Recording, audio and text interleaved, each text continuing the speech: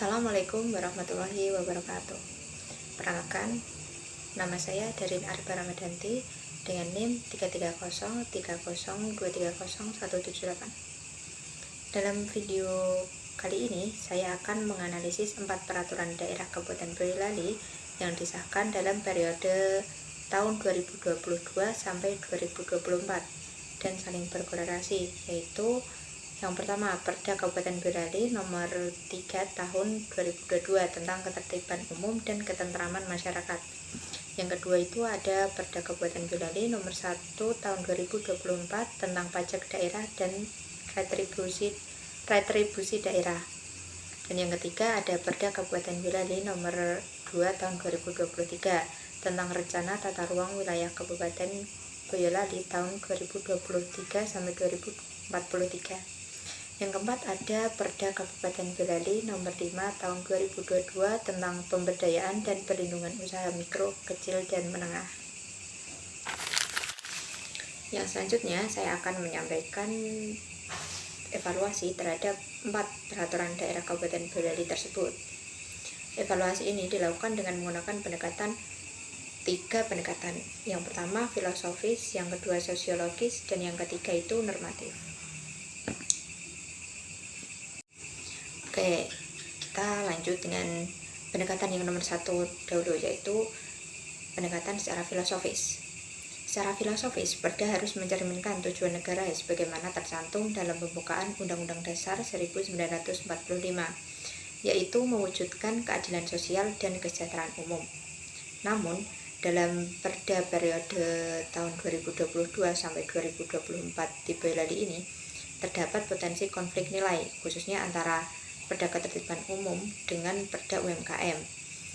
Di Perda Ketertiban Umum tahun 2022 ini yang menitik beratkan pada penertiban dan pengendalian ruang publik, sedangkan Perda UMKM tahun 2022 yang secara filosofis bertujuan melindungi dan memberdayakan pelaku usaha kecil. Ketika penertiban dilakukan tanpa diimbangi kebijakan pemberdayaan, maka nilai keadilan sosial sebagaimana diamanatkan Undang-Undang Dasar tahun 1945 belum sepenuhnya tercapai. Oke, lanjut yang kedua, yaitu pendekatan secara sosiologis. Dari sudut pandang sosiologis, Perda harus mencerminkan kondisi nyata masyarakat Boyolali. Secara empiris, masyarakat Boyolali masih banyak menggantungkan hidup pada UMKM, pedagang kaki lima, dan usaha informal. Namun, implementasi Perda Ketertiban Umum tahun 2022 dan Perda Pajak Daerah 2024 cenderung lebih menekankan pada penegakan sanksi, sementara pendekatan pembinaan dan pemberdayaan belum optimal. Hal ini menimbulkan kesenjangan antara norma hukum yang tertulis dengan realitas sosial masyarakat, sehingga berpotensi memicu resistensi sosial.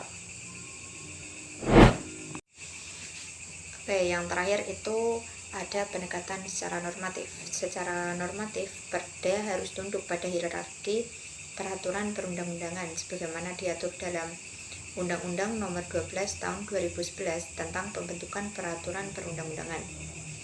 Beberapa potensi permasalahan normatif yang muncul dalam Perda Boyolali periode 2022 sampai 2024 antara lain, yang pertama itu ada ketentuan sanksi administratif dalam Perda Ketertiban Umum dan Pajak Daerah yang berpotensi tidak proporsional, dan yang kedua ada ketidaksinkronan antara Perda RT RW tahun 2023 sampai 2043 dan kebijakan perlindungan UMKM. Dan yang terakhir itu ada potensi pembatasan hak atas pekerjaan dan penghidupan layak sebagaimana dijamin dalam pasal 27 ayat 2 Undang-Undang Dasar 1945. Kondisi ini menjadikan perda-perda tersebut rentan secara normatif apabila tidak dilakukan secara harmonisasi. Nah, untuk kesimpulannya, berdasarkan evaluasi terhadap Perda Kabupaten Boyolali periode 2022 sampai 2024 ini dapat disimpulkan bahwa yang pertama, Perda telah sah secara formal dan memiliki dasar undang-undang yang jelas. Yang kedua, namun masih terdapat potensi disharmonisasi antar perda. Yang ketiga, Diperlukan harmonisasi dan penyempurnaan kebijakan agar selaras dengan prinsip keadilan sosial dan kepastian hukum.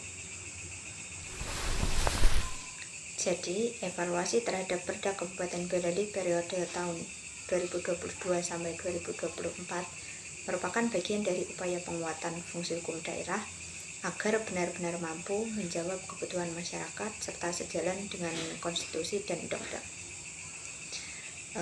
Mungkin cukup sekian video penjelasan yang dapat saya sampaikan. Bila ada kesalahan kata, saya mohon maaf. Wassalamualaikum warahmatullahi wabarakatuh. Bye bye.